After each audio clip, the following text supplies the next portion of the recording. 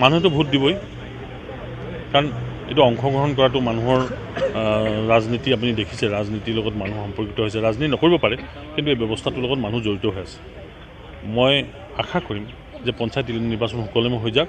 আৰু এতিয়া কাৰ্যত এইটো আপোনালোকে কেনেধৰণে লয় মই নাজানো, অসমত বিৰোধী নাই, অসমৰ বিৰোধী থাকিব নোৱাৰে।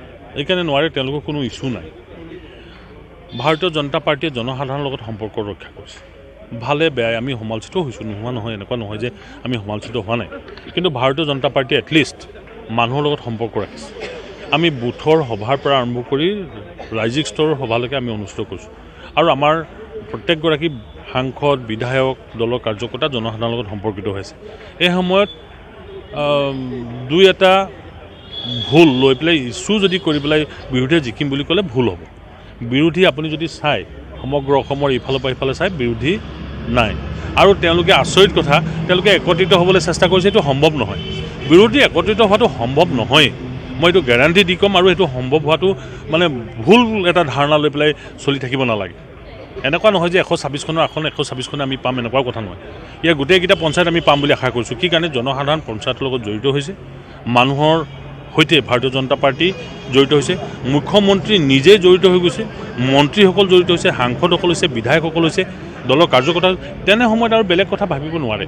জনসাধাৰণে এটলিষ্ট আজিৰ তাৰিখত আগৰ যিটো হেৰেছমেণ্ট আছিলে, সেই হেৰেছমেণ্টটোৰ পৰা মুক্ত হৈছে। মই সকলোৰে শুভেচ্ছা জনাইছোঁ। ADR পৰীক্ষাটো এটা ট্ৰেন্সপাৰেণ্ট পৰীক্ষা, আপোনালোকে দেখিছে। অসম চৰকাৰলৈ মই ধন্যবাদ যে ADR দৰে পৰীক্ষা পাতি পেলাই এটা ষ্ট্ৰিক্ট ব্যৱস্থাত পৰীক্ষা পাতিছে।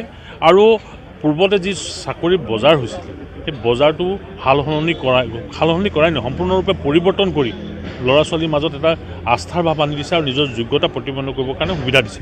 অসম চৰকাৰলৈ ধন্যবাদ। আৰু যিসকলে পৰীক্ষাত উত্তীৰ্ণ হৈছে তেওঁলোককো ধন্যবাদ জনাইছোঁ। বাৰ বাৰ এই কথাটো কোৱা হৈছে যে 6000 ছাত্ৰ ছাত্ৰী বঞ্চিত হোৱাৰ কথাটো উচিত নহয়। যিসকল উদ্যোক্তাই মানে অসম চৰকাৰৰ মূল উদ্যোক্তা, ঝুমুৰৰ ক্ষেত্ৰত মাননীয় মুখ্যমন্ত্ৰী ডাঙৰীয়াৰ ইচ্ছাটো অনুসৰি সকলো সুপৰিকল্পিতভাৱে সম্পন্ন হ'ল।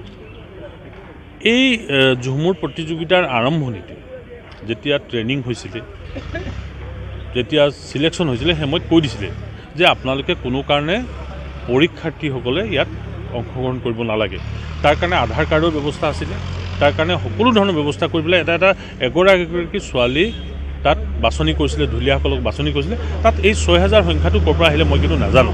মই বহুত মানুহৰ লগত সম্পৰ্ক আছে, তেওঁলোকে কিন্তু এই কথাটো কোৱা নাই। আৰু মই নাভাবোঁ যে 6000 সংখ্যাটো বহুত ডাঙৰ। তাৰ মাজত দুই এগৰাকী নিদিব পাৰে, কিন্তু 6000 হৈছে বুলি মই ভবা নাই। কাৰণ মই এই সম্পৰ্কে মোৰ ওচৰত তথ্য পাতি নাই। কিন্তু মই বিভিন্ন যিসকল নাচনি আছে তেওঁলোকৰ লগতো কথা পাতিছোঁ, ঢুলীয়াসকলৰ লগতো কথা পাতিছোঁ। মই ভাবোঁ 6000 সংখ্যাটো ভুল এটা সংখ্যা প্ৰকাশ পাইছে। আৰু এটা নতুন বিতৰ্ক আৰম্ভ হৈছে। চাহ জনগোষ্ঠীৰ মানুহখিনিয়ে 200 বছৰ যি চাহ উদ্যোগ হ'ল তাৰ উপলক্ষে এটা মৰ্যাদা পালে, সেইটো এটা ইতিবাচক দিশ। মই ভাবোঁ ইতিবাচক দিশটো চৰ্চা কৰিব লাগে। আৰু বিশ্ব দৰবাৰলৈ ঝুমুৰ গুচি গৈছে। আৰু ঝুমুৰটো এনেকুৱা নহয় যে ঝুমুৰ নতুন, সেই কথাও নহয়, কিন্তু বিশ্ব দৰবাৰলৈ যোৱাটো এটা নতুন বিষয়। গতিকে অসম চৰকাৰে ভাল কাম এটা কৰিলে, যিটো নেকি সমগ্ৰ ভাৰতবৰ্ষই নহয় বিশ্বই চাহ বাগিচাই খাটি খোৱা মানুহখিনিৰ সংস্কৃতিটো দেখা পালে।